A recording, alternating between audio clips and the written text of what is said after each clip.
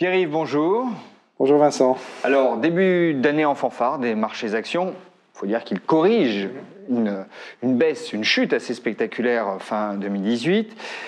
Si on brosse un peu le portrait, ou plutôt le tableau qu'on a sous les yeux, on assiste donc à un rebond, mais dans un contexte de révision à la baisse des prévisions de bénéfices par les analystes, ce qui n'est pas un très bon signe. Dans le même temps, les entreprises, elles, ne voient pas de détérioration et on a des indicateurs macroéconomiques qui, eux, se dégradent. Vont dans le mauvais sens, je suis d'accord. Du coup, à quel sens vouer ? Alors, comme on dit toujours, question de calendrier des investisseurs. Alors, il est vrai que l'on rebondit parce que l'on vient de très très bas. Et le très très bas est un mot insuffisant pour expliquer la violence de la correction sur le quatrième trimestre 2018. Alors pour donner une idée, on est passé de quel multiple de valorisation à quel autre ? En gros, on est passé de 16-17 à 12, pour simplifier à l'extrême. C'est une correction majeure. Voilà. Sans, et vous l'avez dit, qu'on ait d'indications bien claires de la part des entreprises sur un futur plus noir. Alors, qui a raison ? Est-ce que c'est la macro ou est-ce que ce sont les entreprises ? Alors, l'usage dans les marchés financiers et chez les analystes, c'est de considérer que les entreprises sont toujours un petit peu en retard dans leur perception du monde tel qu'il va évoluer. Donc, on va leur donner on va pas leur donner le crédit de comprendre ce qui se passe chez elles. Et si on donc prend en compte une forme de révision en baisse des résultats qui a l'air de se mettre en place de façon à peu près régulière depuis juin 2018, et que cette mécanique-là se prolongerait, le prix du marché, suivant le fameux multiple cours sur bénéfice, qui est de l'ordre de 12,5-13 aujourd'hui, donc qui est extrêmement attrayant, pourrait se dégrader un petit peu vers 14 à prix constant. Ce qui reste dans l'absolu très attrayant pour des gens qui ont une vision longue de l'investissement. Donc si je traduis tout ce que vous venez de nous dire, si on a une baisse de nouveau des bénéfices, le multiple évidemment de valorisation remonte, on serait à 14 et non pas à 12. Là on est à 13 aujourd'hui, c'est ça.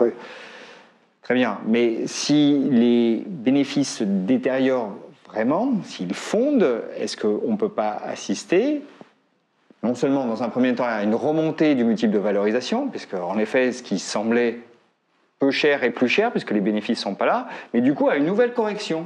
Alors on ne pense pas parce qu'on part de très très bas. On a du mal à expliquer l'ampleur de la correction qu'on a vécue au quatrième trimestre, qui est probablement une peur très puissante sur l'ensemble des marchés financiers, notamment sur la sphère dite du crédit, qui a eu des courroies de transmission très puissantes, elles aussi, sur les actions.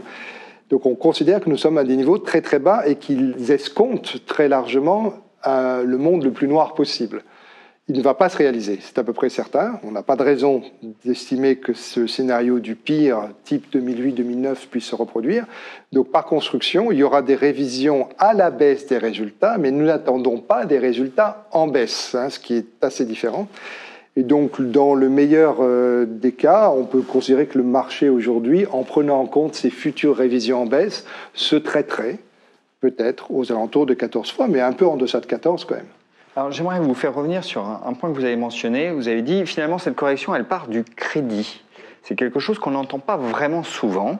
On allègue plutôt la détérioration de l'environnement macroéconomique. Bon, les deux sont liés, vous allez me dire, très certainement. Mais j'aimerais que vous nous détailler un petit peu ce canal de transmission du crédit aux actions. Alors, il y a d'abord pourquoi le crédit était une classe d'actifs très recherchée. Et c'était essentiellement parce que la baisse des taux donnait beaucoup d'allure aux personnes qui pouvaient avoir des actifs, aux actifs financiers, qui étaient à fort risque et qu'on appelle le crédit, donc des belles rémunérations dans un contexte de baisse des taux.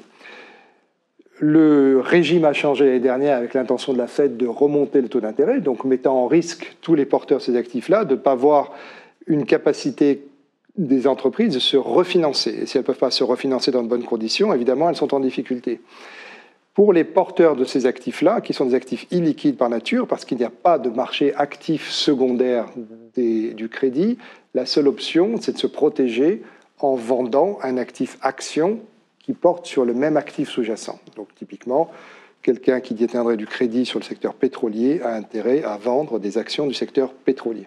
Lorsqu'il entrevoit une détérioration. Lorsqu'il entrevoit une détérioration, ce qui était très très clair l'année dernière, puisque dans la baisse du cours du brut, ça a affecté notamment l'économie américaine du shale oil, le fameux, et donc mettait en risque toute la sphère crédit. Le pétrole de schiste. Ouais, pardon.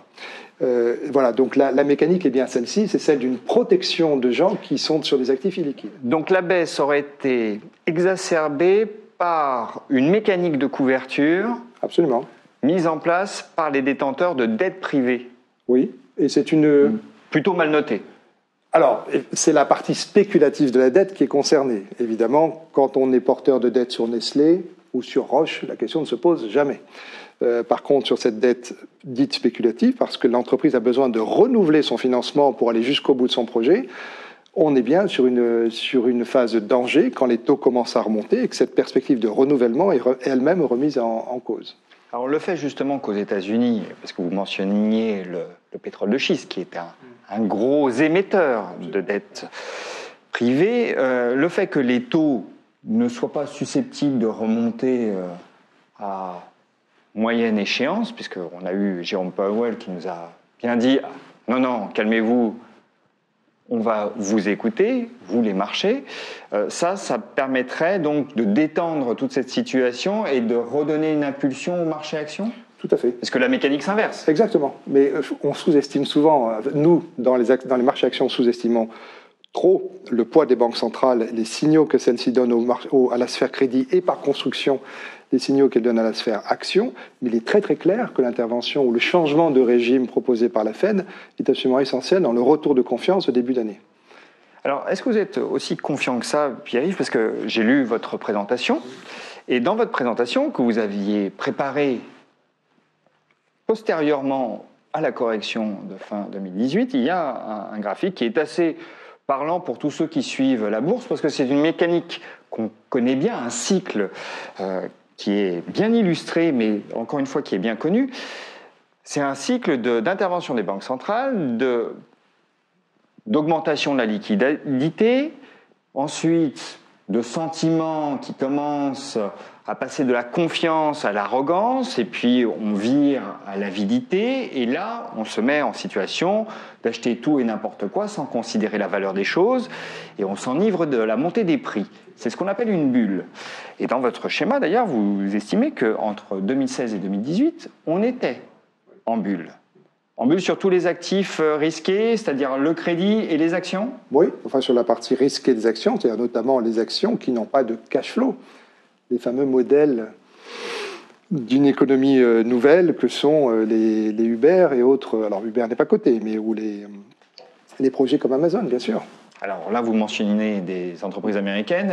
Le constat valait également pour les entreprises européennes ? Oui, alors elles sont beaucoup plus petites dans le poids des indices, où elles sont pas dans les indices, mais évidemment la mécanique était rigoureusement... Mais la bulle n'était pas générale pour vous, elle était principalement focalisée, logée dans ce secteur de la nouvelle économie. Elle n'était pas dispersée dans toute l'économie, elle était moins présente en Europe qu'aux États-Unis, mais elle était là sur effectivement la volonté de prendre des risques.